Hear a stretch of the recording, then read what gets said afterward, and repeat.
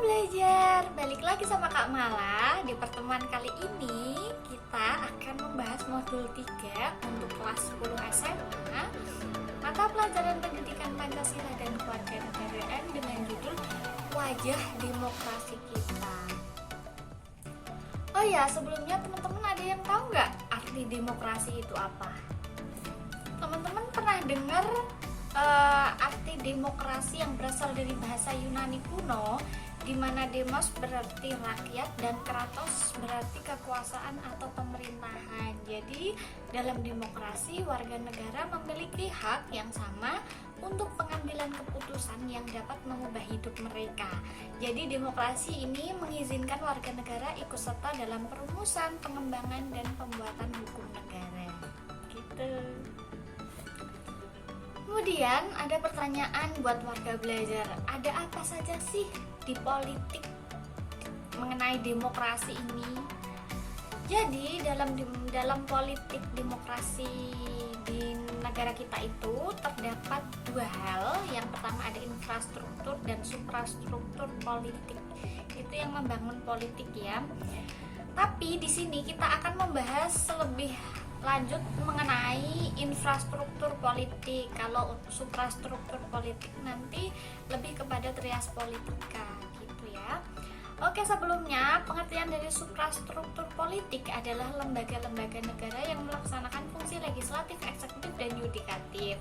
Kalau infrastruktur politik dapat juga diartikan sebagai struktur politik kemasyarakatan. Adapun dalam suprastruktur politik itu sendiri memiliki kekuatan politik kemasyarakatan yang meliputi pertama ada partai politik, dua kelompok kepentingan, tiga kelompok penekan atau pressure group, yang keempat ada media massa, dan yang kelima ada LSM. Kita akan bedah satu-satu ya mengenai kekuatan politik kemasyarakat. Yang pertama ada partai politik. Partai politik adalah kelompok yang terorganisir yang anggota-anggotanya mempunyai orientasi, nilai-nilai dan cita-cita yang sama. Itu menurut Budiarjo.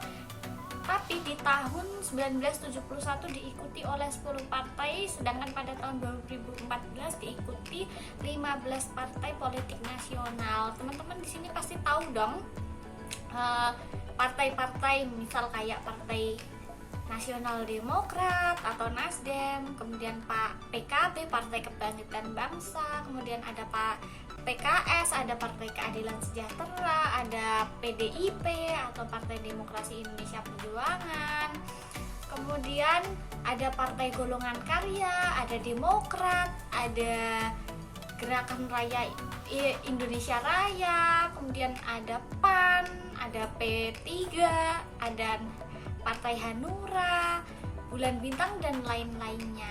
Mereka itu punya beberapa fungsi.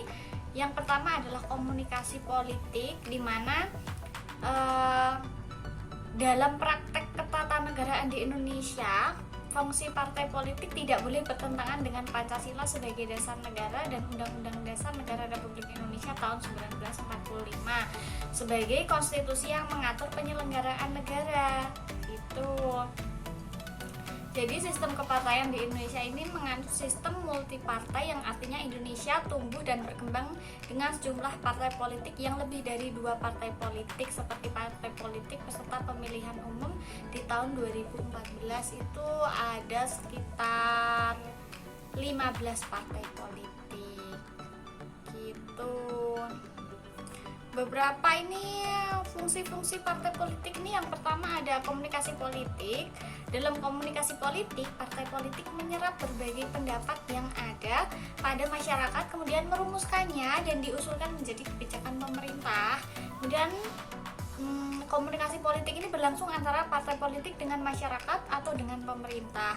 Kalau yang nomor 2, fungsi yang nomor 2 untuk sosialisasi politik, yakni melakukan sosialisasi politik kepada warga masyarakat agar masyarakat sadar politik. Kemudian yang kedua ada sosialisasi politik, merupakan dilakukan dengan mengadakan pendidikan politik kepada masyarakat. Yang ketiga, fungsi sosialisasi partai politik berlangsung setiap saat kepada seluruh warga masyarakat. Adapun fungsi partai politik dalam rekrutmen politik ini mengajak warga untuk aktif menjadi anggota partai dan juga mengajak warga untuk menjadikan anggotanya untuk memenangkan dalam pemilihan umum.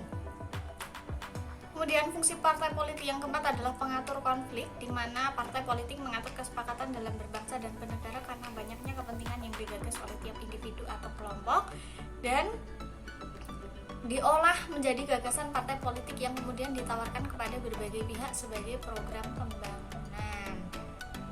Nah, itu untuk partai politik. Kemudian yang kedua ada kelompok kepentingan atau interest group, di mana kelompok kepentingan dapat dipahami sebagai suatu organisasi yang terdiri dari sekelompok individu yang mempunyai kepentingan-kepentingan, tujuan-tujuan, keinginan-keinginan yang sama.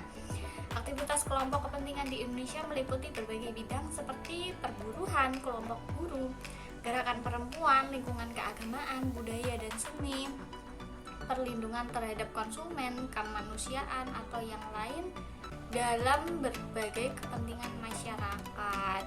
Jadi mereka melakukan kerjasama untuk mempengaruhi kebijakan pemerintah demi tercapainya kepentingan tersebut. Gitu teman-teman.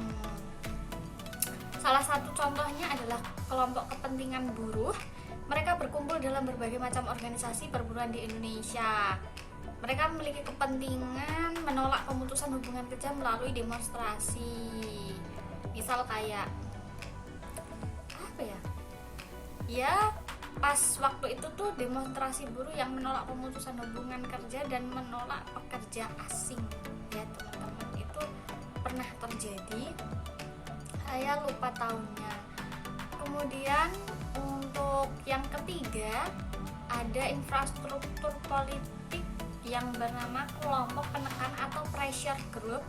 Ini suatu kelompok dalam masyarakat yang melakukan suatu tindakan bertujuan untuk membuat pemerintah melakukan segala sesuatu sebagaimana yang mereka tuntutkan. Misalnya kelompok penekan lembaga-lembaga bantuan hukum, lembaga-lembaga swadaya masyarakat, media massa, organisasi-organisasi kemahasiswaan di lingkungan internal dan eksternal kampus, kemudian organisasi-organisasi kepemudaan dan juga lembaga serikat buruh.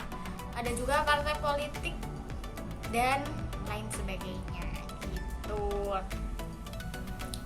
Salah satu contoh pada saat ini itu misalnya kayak mahasiswa, kayak Kak Mala saat ini sedang menempuh jalur mahasiswa S1.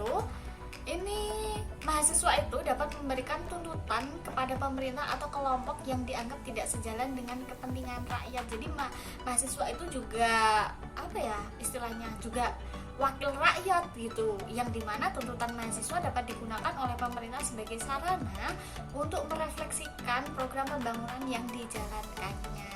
Dengan demikian, kelompok penekan yang berasal dari mahasiswa ini memiliki nilai positif supaya pembangunan berada dalam jalur yang mensejahterakan masyarakat gitu teman-teman. Kemudian ada juga pendukung dari infrastruktur politik, ini ada media massa. Jenis media komunikasi massa yang secara khusus didesain untuk mencapai masyarakat yang sangat luas. Jadi pada umumnya media memiliki 4 fungsi bagi masyarakat, yakni fungsi pengawasan, penyediaan informasi tentang lingkungan, fungsi penghubungan di mana ini terjadi penyediaan pilihan solusi untuk suatu masalah. Kemudian fungsi pentransferan budaya, ini adanya sosialisasi dan pendidikan. Fungsi hiburan, baik yang berfungsi positif maupun fungsi negatif gitu. Nah ini yang terakhir ada LSM atau Lembaga Swadaya Masyarakat. Ini adalah sebuah organisasi yang didirikan oleh perorangan ataupun sekelompok orang yang secara sukarela untuk memberikan pelayanan kepada masyarakat umum tanpa bertujuan untuk memperoleh keuntungan dari kegiatannya. Misalnya organisasi donor, mitra pemerintah, oposisi, dan organisasi profesional gitu. Nah, dalam kehidupan politik, meskipun suprastruktur politik dan infrastruktur politik ini terpisahkan, tetapi dalam kenyataannya itu diantaranya keduanya terdapat kaitan yang sangat erat. Jadi kita sudah membahas mengenai macam-macam infrastruktur politik di Indonesia.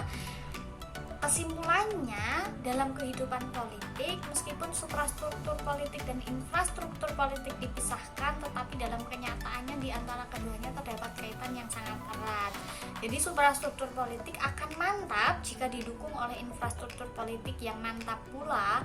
Apa yang menjadi kebijaksanaan suprastruktur politik seharusnya mencerminkan aspirasi yang berkembang dalam infrastruktur politik. Di Indonesia, hubungan antara suprastruktur dan infrastruktur politik berjalan menurut peraturan perundang-undangan yang berlaku. Gitu ya warga belajar. Mungkin untuk materi kali ini kita cukup sampai di sini dulu. Kak Mala mengucapkan terima kasih untuk partisipasinya hari ini dan sampai jumpa.